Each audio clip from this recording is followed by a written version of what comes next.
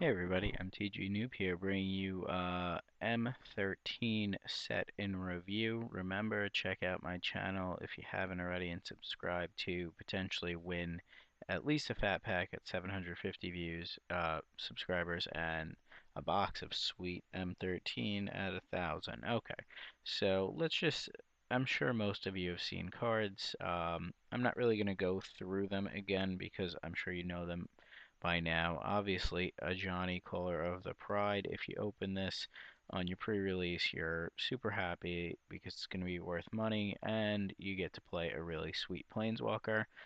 Johnny Sunstriker, I think 2/2 for 2, although a heavy white commitment that gains you life is really good in a beatdown deck. Angel's Mercy, don't play it. Angelic Benediction. Uh, I never really liked that card. But, it does see play, but I probably wouldn't be playing it this weekend if I could avoid it. Tended Knight, yeah, you're going to be playing a 2/2 for a strike for 3 that also gives you a 1/1 white soldier bonus. Avon Squire, I've played it before. It's perfectly playable. Nice spot in the curve. It attacks alone for 2, nothing wrong with that. Battleflight Eagle, yeah, I think you'll probably play this because of the fact that it's a 2/2 flyer for 5, which sucks, but it does buff another creature. So if you have a really good tempo-y deck, I think you'll see this. It might sit on the sidelines as well. Um, but flying is always one of those abilities that, in the right deck gets out of hand.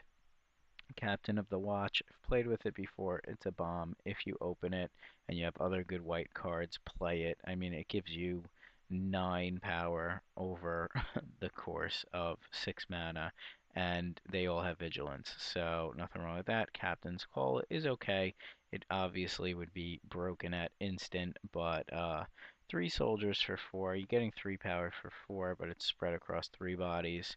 Um, so it's not the greatest, but like I said, if you have like Captain of Watch, then it's good. It's also good with, I know we're skipping around, but this guy Odrick, Master Tactician, because it allows you to set up blocks and etc. Things like that. Okay, so back to the spoilers. Crusader of Odrick. Um, I could see it if you have a lot of creatures. Sometimes it's going to be great, sometimes it's just going to suck. Divine Favor is playable, especially if they have a lot of removal spells that don't do as much damage. The 3 life is good, but if you could keep that one in the board, I would. I'd say it's a 22nd, 23rd card. Divine Verdict is very playable. Attacking or blocking, it's very nice. A race, I don't think you'll play it, but I think it'll be in the sideboard if there are painful enchantments. Faith's Reward, you'll probably never play this. Um, Maybe a sideboard card against a deck running Mutilate, unless you have Sack Outlet and things of that nature, but I don't see you playing that. Glorious Charge, if you're running Weenies, you might play it, but I probably wouldn't myself. Griffin Protector, yeah, I would play this, especially if you are able to combo it with like Master's Call, because then it'll be like a 5/6 and stupid little token generators. Guardian Lions, 1/6 Vigilance. I would probably play. Uh, it's going to be crappy against green decks, but most other decks, the Lions will guard things and sit in the way. Guardians of Akrasa, I can never say that. I just want to say like Arkansas, but it's not that. I've played with them in the past. The format's still decent for them. They just block, and the Exalted is a nice bonus. Healer of the Pride, I think will be pretty good if you could keep it alive, because then once again it combos with Master's Call and things of that nature. Gaining 2 life, it doesn't have an immediate impact and doesn't count itself, but it does gain you 2 life for every other creature that enters the battlefield under your control. So that definitely will tilt things in your favor. Intrepid Heroes, kind of one of those cards that it's very flimsy, but it usually nullifies their bombs late game. So I would play it at 3 mana, a repeatable effect for destroying target creatures with power 4 or greater. I think that's more than fine. Knight of Glory's Rise, yes, always run this card. It's very, very good. Oblivion Ring, another Windmill Slam. Odrick is good. I mean, 3/4 first strike for 4. I mean, it's a little heavy on the white. I don't think his secondary ability will end up being that prevalent. Um, I think it's kind of like, I mean, I'm not 100% sure myself on the exact interaction, but it says when he attacks with himself and 3 other creatures at least, you choose which creatures block this combat and how those creatures block. So you can essentially say, I guess nobody blocks, so maybe he's better than I originally read. Pacifism, solid removal spell.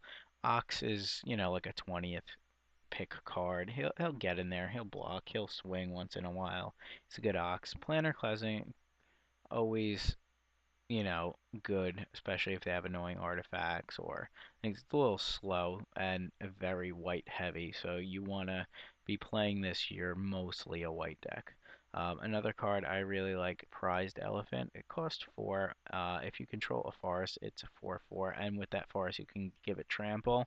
4/4 for 4 with trample is usually pretty good for a 1 mana investment. Rain of Blades, you'll bring it in against weenie decks.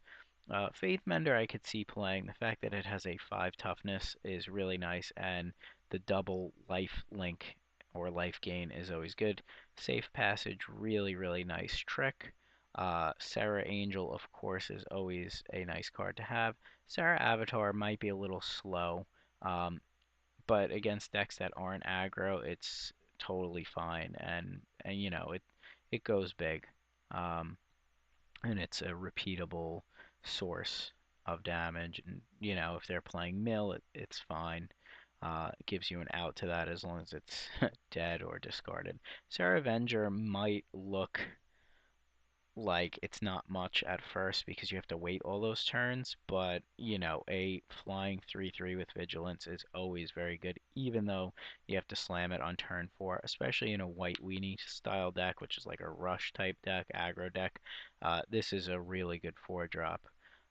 Show of Valor, I think that's going to be an amazing trick. Um, +2/+4 is going to save most stuff, just like this lady saving this baby. Silvercoat Line is a solid dude. Sublime Archangel is probably, besides a Johnny, the best white card in the set, I would think. 4/3 with Exalted, so it swings for 5. It's mythic, you're not going to see it a lot, but if you're playing with it, you're super happy. If you're playing against it, you're probably screwed and want to kill it at all costs. Other creatures you control have Exalted, also makes swinging with one creature super nice. Okay, Touch of the Eternal, Sweet Art, 3-headed Asian dudes are always my favorite. At the beginning of your upkeep, count the number of permanents you control, your life total becomes that. They really got to kill you. I mean, you assume by turn 7 with this and 7 lands, you're going to end up with at least 8 life a turn. War Falcon, the verdict's not really out on this. Having a knight or a soldier in limited is probably fine. I can't really see it in constructed play. War Priest of Thrun is always fine. Destroys enchantment, 2/2 body at uncommon is fine. Warclap Mastiff, if there's a way to really grow him, he could be ridiculous, but a 1/1 first strike, I don't think he's going to see as much play, although he looks pretty awesome. Alright, so I'll bring you the next color, which is going to be blue. As always, thanks for watching, and please check out my other videos, and please